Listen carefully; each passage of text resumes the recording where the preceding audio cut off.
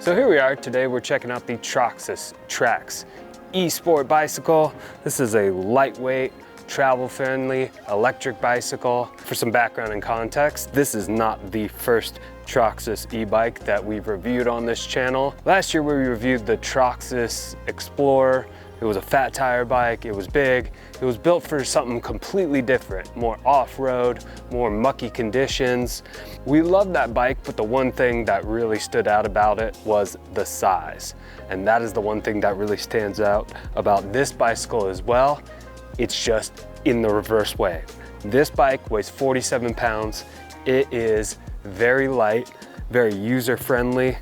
You know, as you can see, this bike is a little small compared to me, because I had Troxus send me one that was Mikelle's size, a small version, so that she could model the bike for me.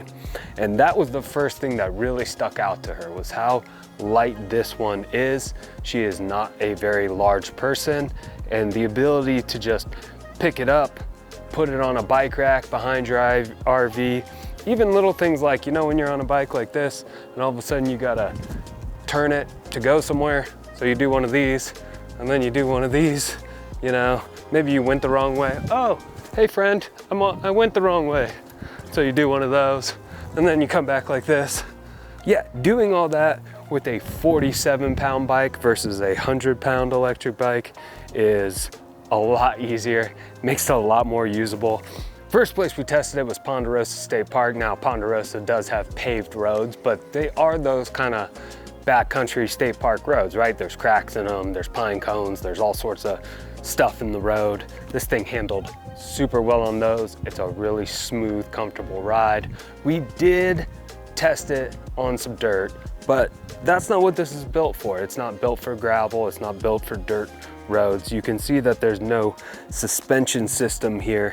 It is really made for pavement, really made for commuting. So if you're looking to do some off-roading, it's not the bike for you. It is a more of an urban style commuter bike.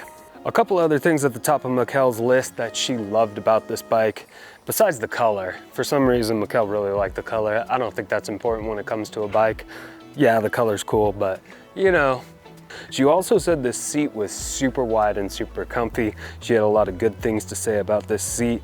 And as someone that really doesn't like biking just for the way the seat treats my underlings, having a good seat is important, and Troxus gave us a nice, big, good seat. It's also made with some really quality gears. You can see these are Shimano gears down here.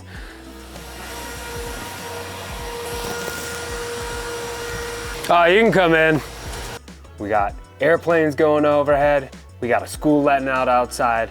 And to make matters even worse, the neighbor started vacuuming outside. And I don't know what you're vacuuming outside, but I guess you're vacuuming after he is done mowing. And it's 3 o'clock in the afternoon on a Thursday, so it's kind of hard to tell your neighbor, hey, can you please be quiet? Thursday at 3 o'clock in the afternoon is not an appropriate time to mow your lawn. I've started this review twice now, this is the third time, and we're just gonna go from the living room so that I can have control of the sound and the environment.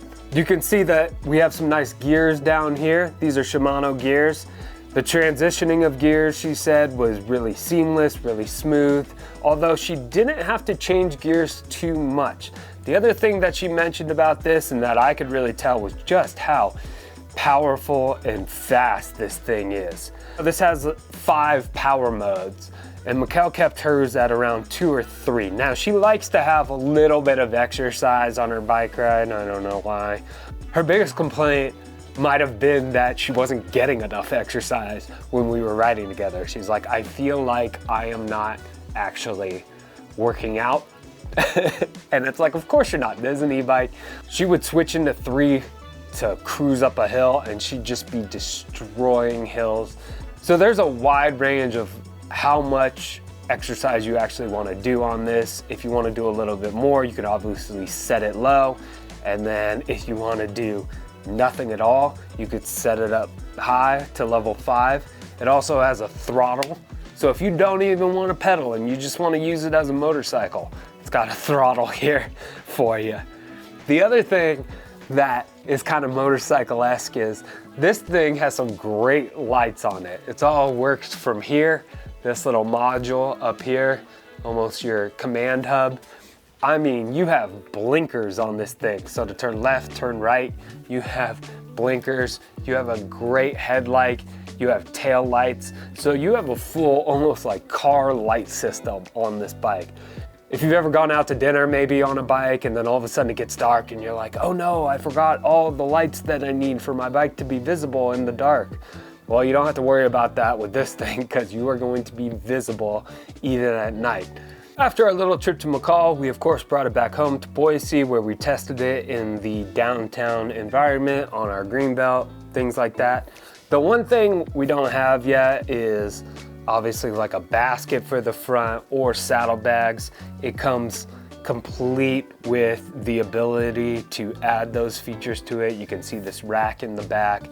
They even sell an extra battery component that can be placed right here on the inside of the bike.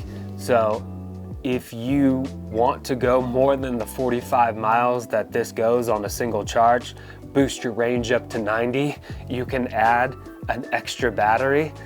In the city, it felt right at home. Quick acceleration off stoplights, confident braking, easy handling in tighter spaces. Again, probably because it's so lightweight, it handles really well. Sporty enough to feel fun, comfortable enough for everyday rides. Here's a quick rundown of the main specs. It's 500 watt hub motor with 50 Newton meters of torque. Pedal assist up to 25 miles per hour, throttle up to 20, about 45 miles of range per charge, like we said, unless you add that extra battery. 8-speed drivetrain and hydraulic disc brakes from Shimano. Color Bluetooth display with multiple assist modes, full integrated lighting system with turn signals. I mentioned this thing has 50 Newton meters of torque. Torque is just like twisting power, basically how much force the bike will assist in you turning the pedals.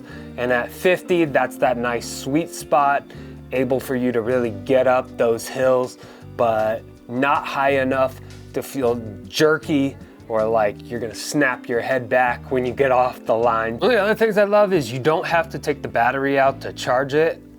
Some models you have to take the battery completely off the bike and just charge the battery separately. But there is a little port back here where you never have to take this battery out. You can just plug it in directly while it's in the bike. It's also running hydraulic disc brakes. That just means instead of a simple cable pull, they use fluid pressure, which gives smoother, more precise braking. So after a few weeks of riding, here's what really stood out, some of the pros. It's lightweight and easy to transport, which is great for RV travel or if you live in an apartment. It's comfortable, it's sized right, especially for smaller riders. It's strong yet smooth power delivery. Excellent braking feel and control, clean modern design with practical lighting features. Some of the cons, there's no suspension, so rough roads feel rough. It's not intended for dirt trails or heavy off-road use. And the range is good, but it's not for long distance touring unless you add that optional battery extender. One other little critique I have is the bike feels super sturdy and super well made. All the parts are very high quality, from the pedals to the gears, to the chain, to the wheels. And then for some reason, these fenders, I don't know, they feel a little cheap, they feel a little bit plasticky. Maybe to save some money, to save some weight. Like obviously if you're putting this in a bike rack like the one we have, it's kind of weird tightening it on these. Like I feel like they're gonna bend.